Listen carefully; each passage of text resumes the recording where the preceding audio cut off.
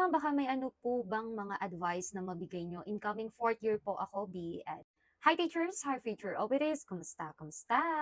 Okay, kapag fourth year ma'am, nagpa-practice teaching na kayo, and mag-share ako sa inyo ng tips, paano maging effective ang practice teaching ninyo. Pero ganito yan, ako kasi sa unang-una talaga, una ko talagang ginagawa is mag-pray talaga. Pinagpe-pray ko sino yung magiging teacher ko or prop ko, sino yung mga magiging kaklase ko or makakasama ko, magiging kagrupo ko, sino yung magiging cooperative teacher ko or yung mentor, ano yung mga gusto kong maging estudyante. Though hindi natin mapipilit na tayo yung masusunod sa gusto nating estudyante, but still pag-pray natin, yung mapupuntahan nating eskwelahan, pag-pray natin.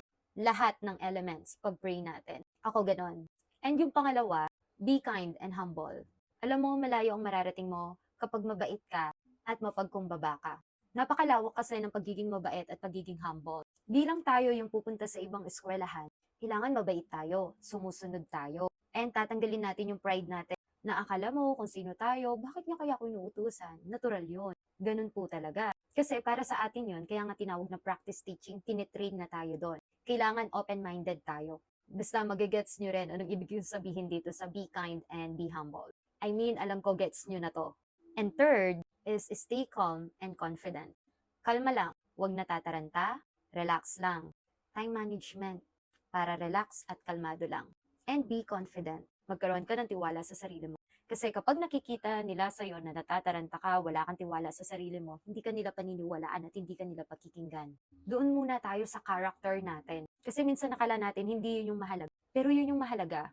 Yun yung basic, yun yung foundation. Kasi kahit anong galing mo, kung ligwak tayo sa pag-uugali sa character natin, wala rin. And fourth, plan thoroughly. Ibig sabihin nito, bago ka pumasok sa school, sa isang room, kung ikaw ay magtuturo, planado mo na ang gagawin mo. Alam mo na ang gagawin mo simula sa umpisa hanggang sa lalabas ka ng pintuan. Dito papasok yung you have to develop detailed lesson plan or lesson plan, yung objectives mo, yung mga materials na gagamitin mo, yung activities and assessment methods. Be prepared pero dapat flexible ka kasi hindi naman sa lahat ng pagkakataon kung ano ang plinano mo, yun ang pagkakasunod-sunod ng flow. No. Kaya dapat flexible din. Tandaan sa lesson plan, kailangan ma-achieve mo kung ano ang objective mo talaga. Panglima, know your content. Mastery of subject matter. Huwag na huwag kang papasok sa isang room kung hindi mo alam ang ituturo mo.